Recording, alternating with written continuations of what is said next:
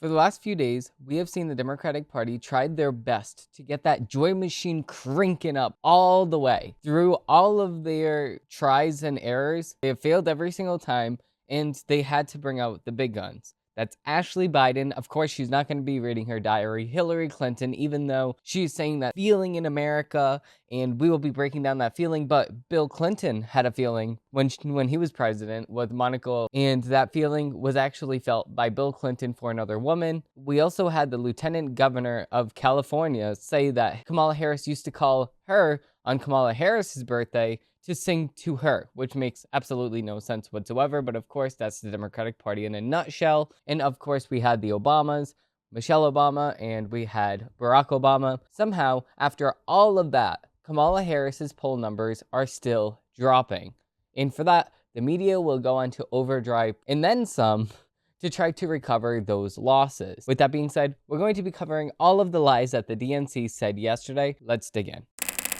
Facts over tracks, this and that, spitting slow, spitting fast, I could roast, I could gas, think I'm okay at last, but I don't know if that can erase all the past. Digging right in, we actually have where we are standing at right now in all of the polls. As for right now, we can see that Trump is a little bit ahead in the projected electoral votes now. So the GOP has 235 and the Democratic Party has 226. And 270 is needed for the election. But if you look at the poly market odds, Trump is at 51%, Kamala Harris is at 49%. So we can see that Trump had a strong advantage over Joe Biden, but Joe Biden dropped out, obviously. Now it's Kamala Harris. Kamala Harris had an advantage over Trump at one point, but then it went back down. That was the honeymoon phase, but now the honeymoon phase is slowly melting away because people are starting to see who Kamala Harris actually is. And the more people start to see who Kamala Harris really is, the more people start to say, no, this is not the girl for us. This is not the person that we need in the White House, because of the fact that, like every single person can say with common sense, we cannot have somebody that's cackling, that's laughing, that's not serious. Like, get your job done that we got you into office for, instead of rambling about Venn diagrams and electric school buses.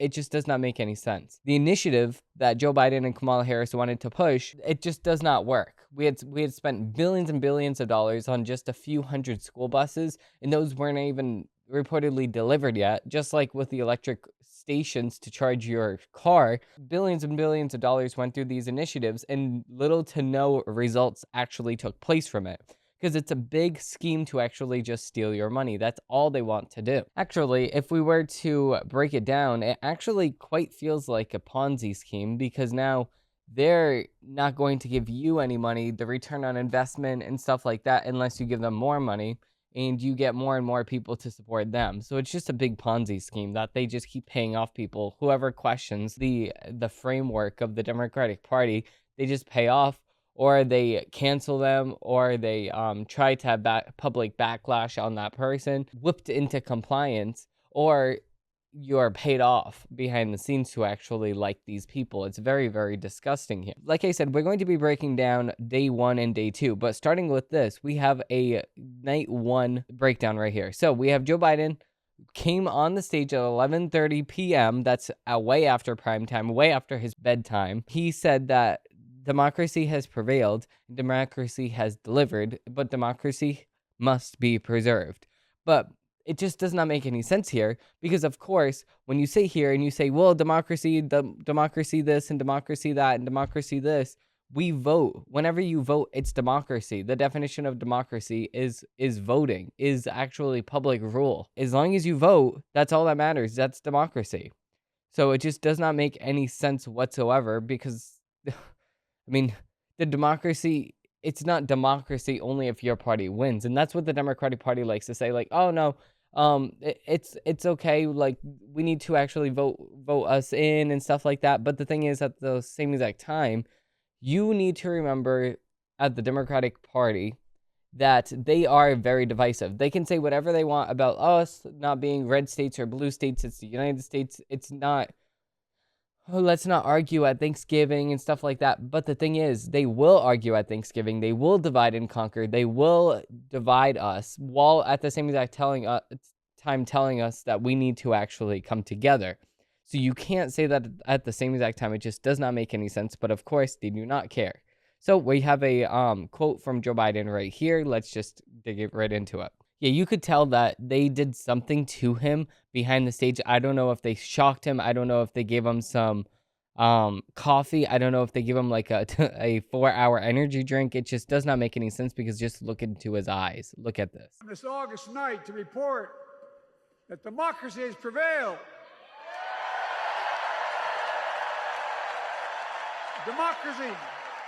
Democracy has delivered. And now democracy must be preserved.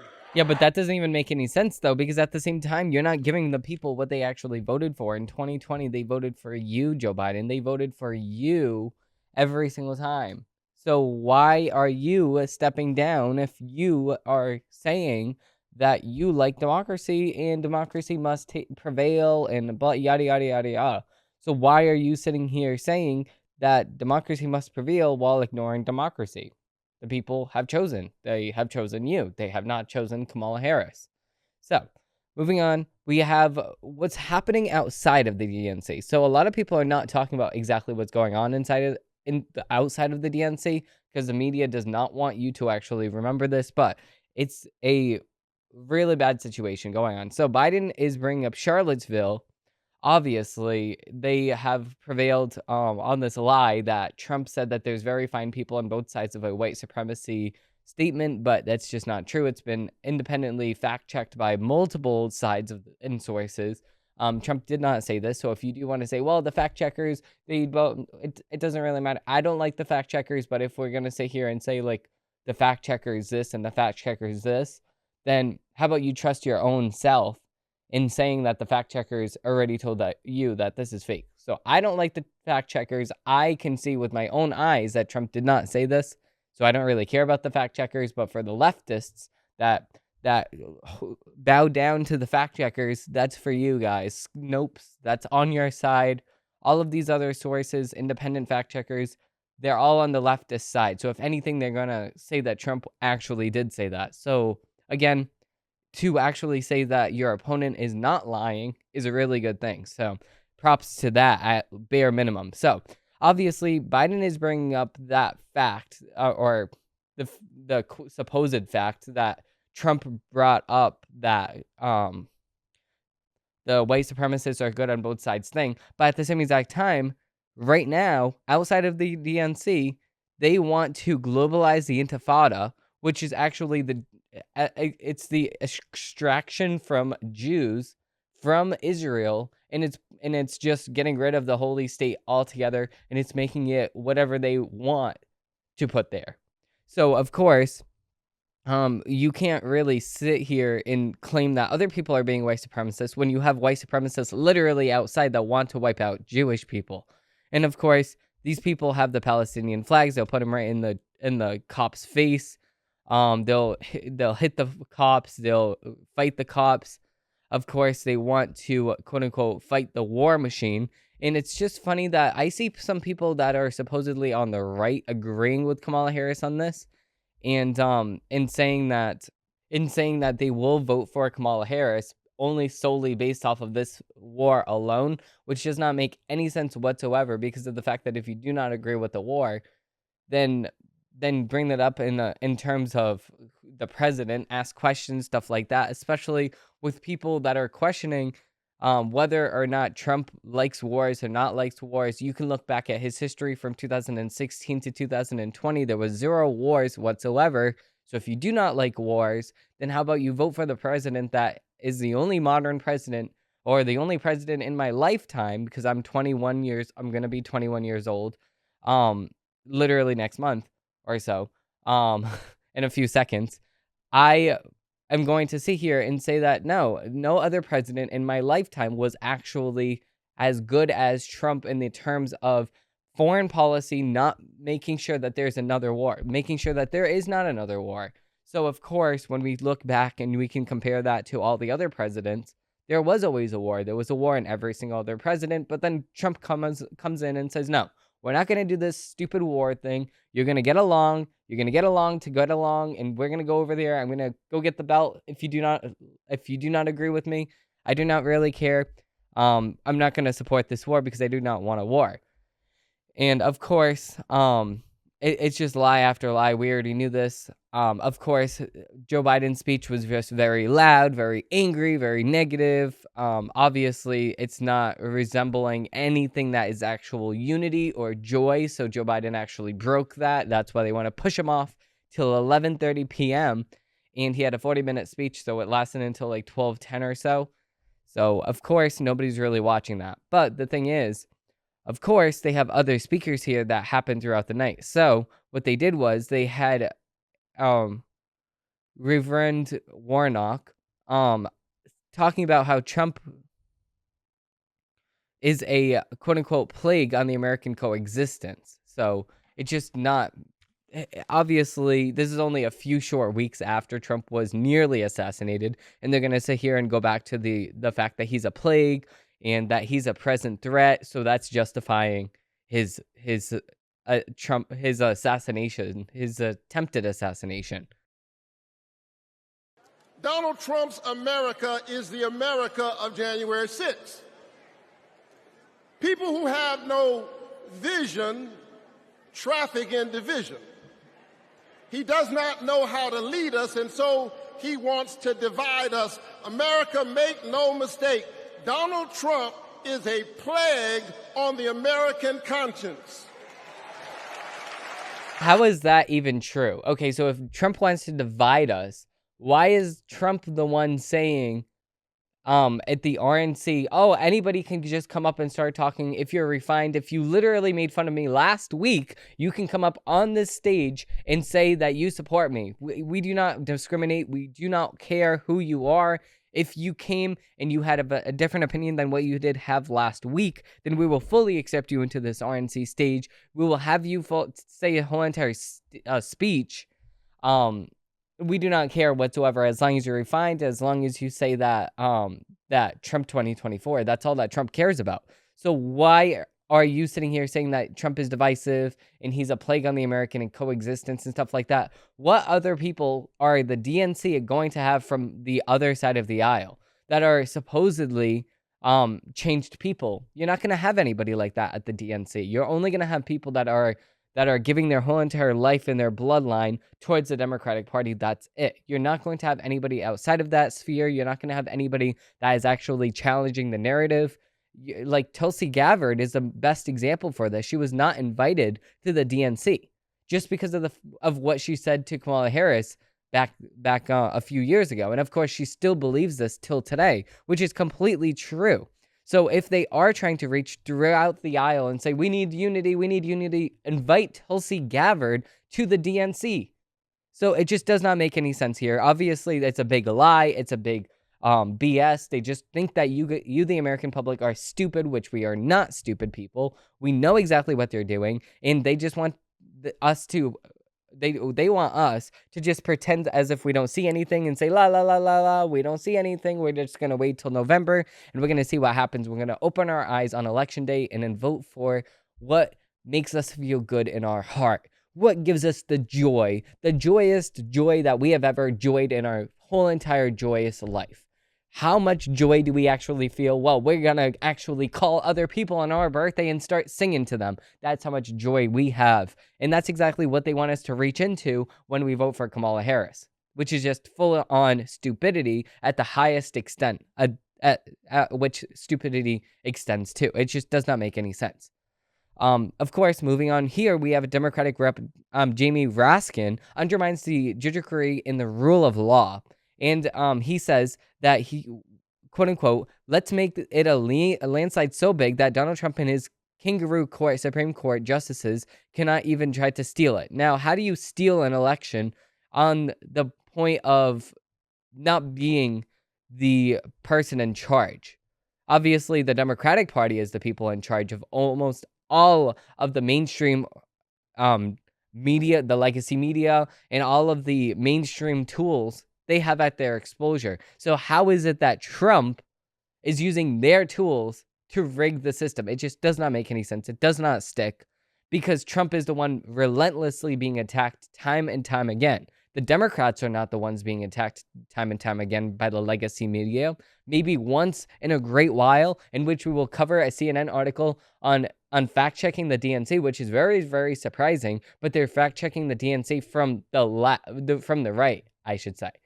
So the very, very surprising stuff, because even CNN has to admit that they're lying. So here is the clip of Jamie Raskin here. In America, let's make it a landslide so big that Donald Trump and his kangaroo Supreme Court justices cannot even try to steal it. Yeah, so the joy is slowly slipping away from the Democratic Party. Of course, it's not joyous whatsoever. The joy has just rumbled down, and now it's just angry and revenge and how dare you and resentment, and they want to take Trump behind the court, and they want to show him their moves and stuff like that. And Hillary Clinton is going to try singing to him, and Kamala Harris is going to try singing, and Trump's head is just going to explode. So that's exactly what they want to try to do to him. Of course, the immediate reaction from CNN to Hillary Clinton's speech as to fight song plays. That's the biggest applause that I've ever got, including her own convention. Yikes.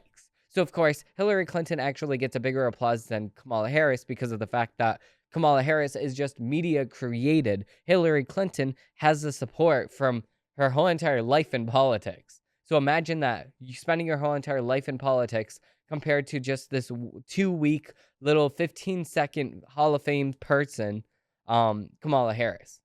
So that's pretty sad. Like, I don't feel bad for Hillary Clinton whatsoever, but you have to at least look at the possibility of somebody be feeling bad for Hillary Clinton. Like, if I did not know about Hillary Clinton and I'm seeing this from the outside view, Hillary Clinton must be sad. Hillary Clinton, in her eyes, should have been the first woman president, but of course she lost to Trump, and now Kamala Harris has taken her place in Kamala Harris. Like, almost, I don't know if at this point we could really say what the percentage is, but according to Polymarket odds, has about 49% chance of winning the election. So that must hurt so bad if you're Hillary Clinton, knowing that so many polls said that Hillary Clinton had a 90%. But of course, it was a big lie, and the polls were not accurate. So, moving on, we actually have the applause that Hillary Clinton got. And of course, we're going to get copyright on this, so we can only play about that 1 second of that. So they played the fight song, of course. It's the fight song. Everybody already knows the fight song. But the thing is, the fight song, they're going to play that for Hillary Clinton. They're going to get the crowd rolling. They're going to be like, oh, I'm so excited Hillary Clinton's here. Oh my God, woman power. And then, of course, they're gonna nonstop have this whole entire media play for this, but they're not going to actually acknowledge the quietness in the room, and that is literally they threw Joe Biden off a cliff. They gave him the old Geller treatment, and that's it. It's just that. Joe Biden is not going to be in the spotlight again, and that's it for the rest of his term. But what the most bizarre thing about the whole entire DNC convention is that there is a area outfitted with a gender-neutral prayer room, which just does not make any sense whatsoever. This is the prayer room here. So you go inside of the prayer room, it's supposed to be gender-neutral, which does not make any sense because how do you have a gender-neutral prayer room? Because of the fact that how can a prayer room be gendered? There's one for girls, one for guys. It just does not make any sense. It's just pandering to the wrong crowd of people. If you're praying, you most likely already know that there's only 2 genders, so you don't really need a gender-neutral they-them prayer room, which just does not make any sense whatsoever, at bare minimum. But the thing is, at the Democratic Party, how many people are actually believing in Christ and actually praying using that room at that event? I would presume not that many people. Of course, AOC took the stage and says the same exact sentence twice in a row by accidente, because AOC is just AOC. That's all I can say. Thank you, Kamala Harris and Tim Walz, for your vision.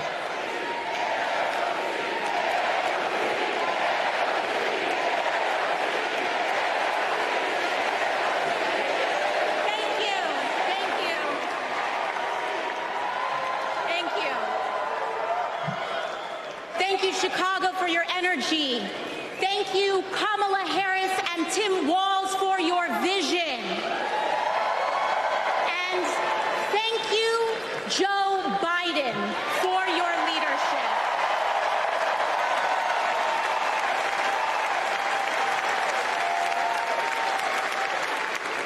You know, 6 years ago, I was taking omelet orders as a waitress in New York City. Yeah, of course. So, of course, she's going to sit here and say, oh, thank you so much, Kamala Harris, and thank you so much, Kamala Harris. And oops, did I say Kamala Harris twice? It's okay. Thank you so much, Kamala Harris. That was actually just because I just wanted to thank you twice. That's how much I actually appreciate you. I thank you twice. So, of course, she's going to sit there and say, thank you. And then the reason why they're saying thank you to Joe Biden is because of the fact that he dropped out. How absurd is that? Thank you so much for just stepping aside. Thank you for cooperating with our queue. Thank you so much. Because if you did not step down, we would not be thanking you, and we would actually just forcefully remove you from office. So it's either that. It's either you get forcefully removed from office, yeah, or you stop running for 2024. So you picked your poison. Joe Biden picked his poison, and that's it. Of course, they're saying that AOC later on said that Trump will sell this country for $1 to line his own pockets, which does not make any sense because of the fact that not only did Biden defraud the United States to enrich his family, this is according to the House GOP report, but also because he's the only president in modern history that actually lost wealth while being president, lost some of his properties while being president, lost his respect, his authority while being president. So how is it that Trump is the one that's going to sell out America when Joe Biden has been selling his influence for years, and Trump still did not sell his influence? We've been through this road before. We go through this road every single day, guys. It's not 2016 anymore. You cannot use these attack lines. It's not 2020. You cannot use these attack lines because they just do not work. Trump does not line his own pockets by selling his influence of America. He does not do that because why would he lose money in his net worth if he was doing so? He would gain money in his net worth. So obviously, of course, Biden was cast aside by the Democratic Party without a second thought, says Riley Gaines, and Rob Weiner, which is the best wiener in all of Congress, in all of our Washington, I should say. Yet, Rob Weiner hails him as a selfless for gracefully passing the torch. Hilarious. So this is from the Weiner himself. Say in a speech tonight. You know what I want to hear him say? What he's been saying for 50 years. That this is not about one person, this is about all of us. And that he's served this country well for 50 years. He's going to lay out what he's done. And he's passing the torch. And there couldn't be a more selfless act that he's doing. So how is that selfless if you're forcefully removed from running for president? That's not selfless. That's actually, you will do this or else we will forcefully remove you. So that's not selfless whatsoever. Of course, Chuck Schumer, who works to successfully remove Biden from the ticket, acts as if Biden willfully stepped aside. So obviously the Wiener himself is not the only person that's actually saying this. Chuck Schumer, the schmuck Schumer himself, is also saying this. Yeah. Hope to hear from your friend President Joe Biden tonight. Well, what a great patriot. What an amazing man. How is that an amazing man for actually doing what you told him to do? Yeah, so that answers my own question. If you do what the Democratic Party says to do, then you're an amazing man. If you do what you want to do and your life goal, then you're selfless. I mean, you're selfish and you're stupid. You're a dictator and you don't know what's right for this country and you're an old man and they will impeach you. That's exactly it. Of course, the New York Democrat Governor Kathy Hochul brags about how her state weaponized the legal system to attack Donald Trump. Trump hasn't spent much time in New York lately, except that is to get convicted of 34 felonies. And that's just fine with us, because New York's motto is Excelsior, ever upward. And Trump takes us ever downward. Whoa. Oh, New York takes us upward, even if we do have the highest crime, even if we do have homeless actually just attacking people that are using those subway systems. We do have upward. That means that we have police officers at every single corner because people just get punched out in the streets. And, actually, those police officers will defund them, so you have no protection whatsoever. But we're going upward. If you sit on the outside venue at a restaurant, you will be spit on. And, that is upward. But, if Trump comes around and he says, we will actually just make this lake a little bit better so people can actually use it. In this lake that people used to ice skate on, we're actually going to make sure that it's actually operational. People will be using it. People will be enjoying it. That's so disgusting. Why is he doing that? It's like the apparent difference is more showing now than ever before. The difference between the candidates. Trump cares about the people. Trump actually made sure that we have a really good economy. I made more money under Trump than I ever did in my whole entire life. Everybody could get a job. If you wanted a job under Trump, you could get a job under Trump. Under the Joe Biden and Kamala Harris economy, everybody can't get a job. Nobody can afford anything. Economy is down the drain. Our stock market is down the drain. Nobody can make any money. Everybody's just struggling to survive, and everybody's saving less money because everything is going towards bills and debt and interest. That's because of Joe Biden and his policies. So yeah, and they're going to sit here at the same exact time and say that Trump is the person that they need to not get elected in November. It just does not make any sense. And of course, CNN's Jake Tapper, have you ever talked to Joe Biden? Nancy Pelosi. I did what I had to do. My concern was about the president and about his campaign. This is what she said here. Have you talked to him? Is my only question. What I have to do. Right. He made the decision for the country. My concern was not about the president. It was about his campaign. Okay, so you talked to him about leaving. That's exactly what they're asking. So, of course, I talked to him. I actually saw him and I winked and nodded and I said, Joe, step aside. But I did not actually tell him to actually leave the race. I was just telling him to nearly look at his options here. He has so many options. You could leave. You go to the beach in Delaware. Yeah, leave. Go to the beach. Sleep. You take a nap. Yeah, take a nap. Yeah. Go to bed forever. Yeah. Oh, go in the back room. Yeah. And then that's how she is saying this. But I did not tell him to drop out of the race, guys. Nope, no, I did not say that. I just gave him his options like sleeping or going in the back room or going in the beach in Delaware. Yeah, you like that? Delaware forever? Yeah. Those are the options. So Joe Biden's like, oh, options? Oh, I like beaches. And then he goes to the beach. So it's not like Nancy Pelosi is sitting here saying, oh, you could do whatever you want, Joe. It's your choice. And no, Nancy Pelosi is like, you need to step down. But I did not tell him to step down from the presidency. I just said, step down the stairs. That's all I meant, guys. Do not look into this. Of course, that's Nancy Pelosi just lying through her teeth.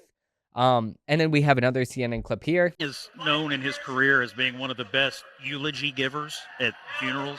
And now they're making him come and give his own career He has files of every eulogy he's ever now they're making him give his own eulogy at this convention. Okay, so they're joking around to this, but it's true. He's the first person ever to actually give a eulogy at his own funeral. They're actually going to lock him up. They're going to say, nope, you're never going to be seen again. And he's giving the eulogy at his own funeral. That is the ultimate. Joyce Betty is going to criticize J.D. Vance for making it to the Ivy League school after growing up in poor in Ohio. Now, J.D. Vance likes to talk about how he's from Ohio. But as soon as he could, he ran away to Yale and Silicon Valley, cozying up with billionaires while trashing our communities. Nobody was trashing your community. Okay, so if you go from a small town to a nice school, you're bettering yourself and your family, and you're the first person that actually in your family that makes it out of that town. That's bad. You need to stay in that town forever and continue down the path that your family has taken. No, if you are more successful than your family members and then get successful and then come back and help your family members out, that's a bad thing now. If you go and you have military service and you did great things for this country, that's a bad thing now. Just does not make any sense here. And of course, The DNC just gave a standing ovation to Reverend Jesse Jackson. Back in 1999, Jackson praised Donald Trump as a friend who embraced the underserved communities. So of course, they're gonna say this here. They're not gonna acknowledge this.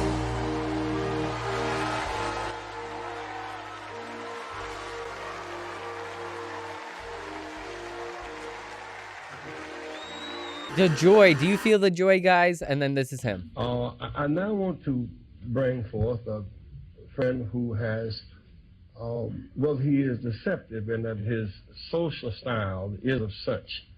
One can miss his seriousness, and his commitment for their success is beyond argument. When we opened this Wall Street project and we talked about it, he gave us space at 40 Wall Street, which was to make a statement about our having a presence there. And beyond that, in terms of reaching out and being inclusive, he's done that too. And created for many people a comfort zone when I ran for the presidency in 84 and 88. And many others thought it was either laughable or something to avoid. He came to our business meeting here in New York because he has this sense of the curious.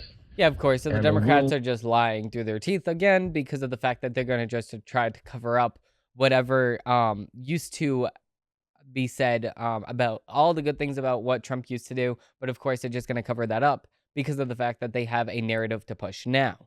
Of course, Chicago police eventually moved into dispense the DNC protesters who have breached the first fence. And there's been a few people shot and killed. There was a few people that were arrested. So this is just the unrest happening in outside of the DNC.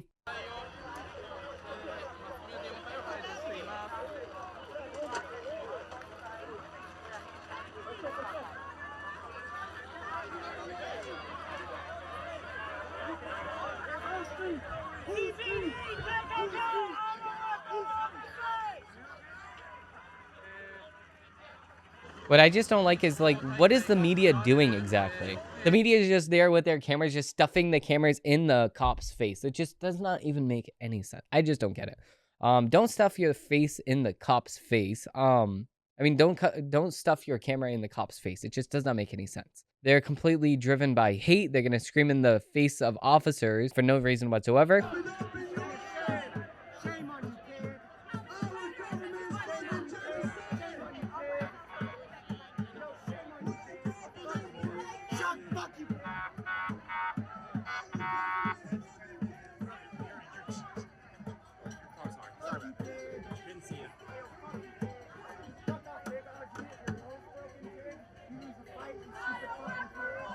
Yeah, so of course, they're just going to scream in the face of cops for no reason whatsoever.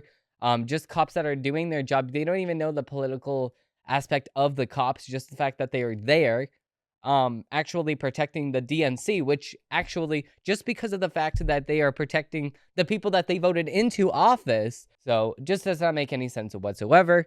Obviously, the Democratic Party has fallen far. Of course, the media will not cover this whatsoever. They will not cover what the Democrats are actually doing. And if you do show somebody that is a Democrat what's actually happening, they just don't believe you because of the fact that the media just does not cover it. If the media does not cover it in Democrats' opinions, then it just does not happen. That's the sad reality. So, moving into day 2.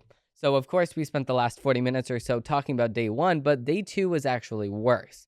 So, Barack Obama is now lying through his teeth at the DNC speech, and he didn't have the balls to say publicly for his friend Joe Biden to drop out. Instead, he shoved him in the back through intermediaries. Of course, Barack Obama isn't going to directly say to Joe Biden to step out, but what he's going to say is he's going to go to his friend, and then his friend's going to go to another friend, and then that friend is going to go to Joe Biden, and that's so Barack Obama can cover his back. Of course, Barack Obama does not like Joe Biden. He never did like Joe Biden, maybe after the vice presidency or so. After he picked Joe Biden to be vice president, that's about it. But after that, he just did not like Joe Biden. He knew that he was just stupid. After he called them President America or something like that, Captain America. Very, very stupid stuff Joe Biden is. Joe Biden was just cast aside. He's not going to speak again, but Barack Obama jokes about how he's the only person stupid enough to speak after Michelle Obama at the DNC. Michelle Obama is talking about how hope in needing change. Democrats have been in the White House for 12 of the past 16 years. So how do you change something that you created, obviously? This Amoff speech is putting this country asleep. Kamala isn't even there for the reaction shots to her own husband speaking. Horrible decision. Barack Obama would not be speaking until well past 11 p.m. Eastern time. Another unforced error by the DNC. Of course, I don't know why they keep doing this. They're doing this way too late. Everybody's falling asleep. Michelle Obama, something magical is in the air, and I'm talking about the contagious power of hope. So, of course, how do you have hope for something that's been in control of the White House? How do you... Yeah, I really hope that something will change. I really do.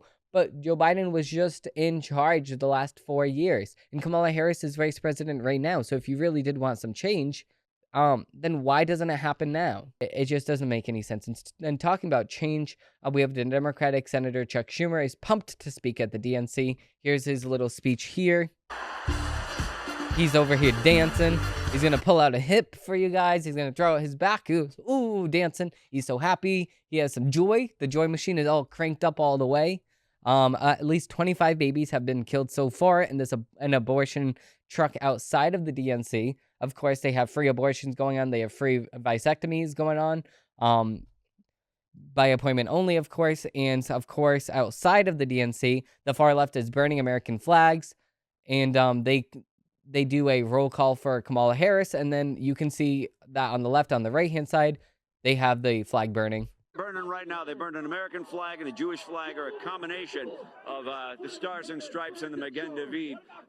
So what kind of permit do these people actually need to burn in public spaces? Because that's how they could get arrested, for burning anything in a public space that is against the law without a permit. They do not have that, and of course, that's burning the American flag, which should be already against the law. I'm not sure why it's not. If you were to burn this American flag that's behind me, that's a huge slap in the face to everybody that served in this country. My great-grandfather, I should say, served in war. So I highly respected this American flag. I did not let it touch the floor when it came to this office here. And I made sure that I treated it with the utmost respect that it deserves. And of course, these people are going to put it on the ground, stomp on it, spit on it, and then they're going to catch it on fire. Just it's very stupid. Of course, a huge fight breaks out after the Antifa crowd tried to go through the Chicago police line. And this is a very chaotic scene here.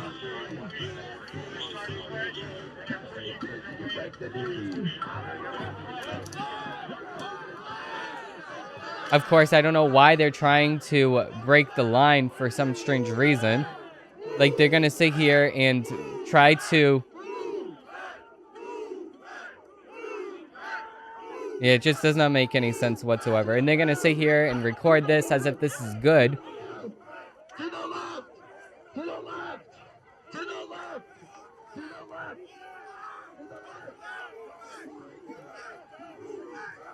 Every single one of these people that started this, every single person that is actually touching an officer, should get the same exact treatment that these protesters outside of abortion clinics are getting. They're getting years and years and years of prison time merely for silently protesting out of abortion. So these protesters that are sitting here touching cops, assaulting cops, should get the same exact treatment as those people at very least. The Democrats will never ask Kamala Harris a question. She's been 32 days so far of no questions being asked of her whatsoever. That's because of the fact that they know every single question that Kamala Harris asks is nearly going to make her worse and worse off as a candidate.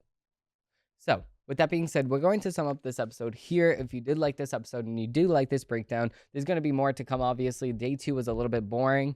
Of course, it's more eventful outside of the DNC for some strange reason because, of course, the Democratic Party just agrees with these people. They allow these things to happen.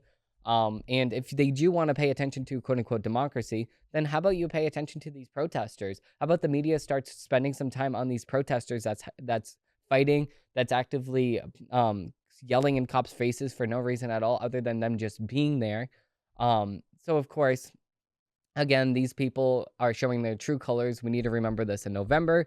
And we need to remember that the Democratic Party just does not care about you, the people. They just care about themselves.